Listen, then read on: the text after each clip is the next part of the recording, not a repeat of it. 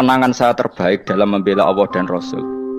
Saya ulang lagi, kenangan saya terbaik dalam membela Allah dan Rasul itu masalah faraid. Dulu mungkin banyak yang ingat lah ketika tahun berapa lupa saya, tapi ada seorang menteri dan pakar Islam menggulirkan isu hak waris itu sama, lelaki dan perempuan sama. Alasannya karena perempuan sekarang kerja. Jadi gara-gara kesamaan gender kemudian mereka ingin bagi waris itu apa? Sama, lidzakari mislu hadzil unsayain itu ditentang. Gerakan itu pernah menguat, termasuk yang bisa dengan tanda kutip bisa menghentikan gerakan itu termasuk itu saya. Yang punya pikiran gitu tak parani, tak tantang begini, saya bilang gini. Anda ngomong ini itu karena pinter apa karena tren? Tak tanya. Ya karena pinter. Saya ini kan orangnya keren, punya kepangkatan jos. Kepangkatan jos, kepangkatan dunia, mesti nak cara pangeran jos ora ya ora roh. Kalau cara ukuran dunia itu jos. Tak tanya. Saya itu Pak Ba, termasuk yang setuju gerakan kesamaan gender. Dulu kan lelaki perempuan itu beda sekali karena lelaki kerja perempuan tidak. Sekarang sama-sama kerja maka warisnya harus sama. Terus saya tanya gini, lalu penyebab warisan itu kerja apa lelaki? Dia jawab kerja. Dia nggak ngerti kalau ngadepin saya. Saya ini kan orang alim yang biasa belajar mantek. Dia ini roh nak aku ngalim. Sembrono ya jadi dia.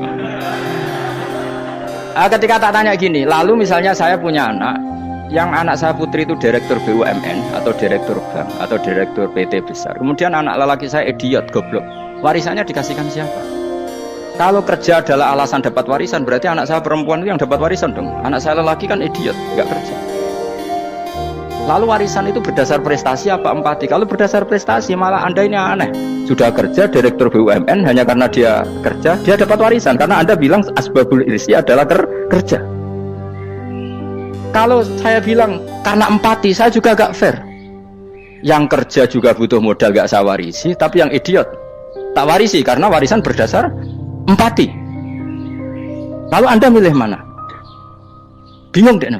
Sampai dia ikrar, saya belum pernah mendapat perlawanan seperti ini karena Anda ngomong sama orang-orang goblok, kata saya. Terus saya bilang, saya ini ngaji Wahab khatam berkali-kali. Anda mungkin baca kitab Wahab itu hanya terjemah. Maka menurut Islam yang menjadi hak waris itu sebabnya dzukura wal unasa, kelelakian menjadi dapat 2 bagian, keperempuanan menjadi 1 bagian, dan itu Islam tidak mau urusan dengan prestasi maupun empati. Mujarrodul dzukura dan mujarrodul unusa. Sehingga dengan seperti ini tuh Islam nggak ribet. Coba kalau kamu pakai ilatul hukmi, pakai cara berpikir logika, malah ruwet. Karena tadi, kalau kesamaan gender itu karena perempuan kerja, lalu misalnya yang lelaki idiot misalnya atau pengangguran, warisan kamu kasihkan siapa? Kalau kerja itu menjadi alasan hukum, kamu kasihkan yang perempuan kan? Aneh nggak? Yang sudah kerja malah kamu kasih warisan yang nganggur? Enggak. Berarti berdasar prestasi atau berdasar empati. Kalau kamu dapat warisan, idiot dulu dong. Idiot dulu, goblok dulu, kecelakaan dulu, baru dapat warisan karena dapat empati. Yang sudah PNS nggak perlu dapat warisan karena sudah juga ruwet. Oke, seperti ini ruwet nggak? Ruwet. Nah, kata Imam Haromen gurunya Mughazali, agama itu kadang dinuna dinul ajais, kita ikut yang lugu saja. Allah bilang lelaki dapat 2 bagian dari perempuan, ya lelaki ya yang punya alat kelamin, penis. Perempuan yang punya farji, ya sudah gitu aja, nggak usah ruwet-ruwet. Kenapa begitu? Ya sudah seperti itu. Nanti lama-lama gini kalau diterusin. Ada seorang dokter fikih perempuan. Dia menguasai fikih sholat. Ruhin lanang tapi gak menguasai fikih sholat. Rohnya mau pesolatan misalnya. Lalu yang jadi imam siapa kalau berdasar prestasi? Perempuan dong, karena dia doktoral fikih sholat. Dia menguasai aneh-anehnya sholat. Horo ibu masaili sholat dia menguasai. Sementara Ruhin takoi sholat apa Ruhin? Pokoknya ini gugus ngadeg terus lugu. Terus ngadeg malah. Apa? Ada mulan, nak salam ngalerian. Dia tahunya hanya itu dok. Lalu kalau nuruti imam sholat adalah yang terpandai dalam fikih sholat, tentu yang imami perempuan. Tapi agama ini tidak seperti itu. Pokoknya wong lanang imami, wong itu. Jadi makanya kata Imam Haromen, dinuna dinul ajais. Sampai Said Muhammad itu sering ngutip beliau gini kan, Allahumma imanan ka imanil ajais, ya Allah. Semoga iman saya menerima konsep engkau itu ka imanil ajais. Imannya wong wedok-wedok sing lugu. Ajis itu perempuan lugu yang sudah sepuh. Jadi misalnya ngukur anak seneng ya anak gedang goreng, ngekei duit, ya lugu saja. Itu bagus. Daripada kamu pakai argumentasi, karena argumentasi ini sebetulnya kelihatan cerdas, tapi ada kebodohan masif. Karena tadi, kalau hak waris kita otak-atik dengan prestasi, maka yang pro empati akan protes. Paham ya? Masa yang sudah kerja dikasih banyak, yang idiot enggak?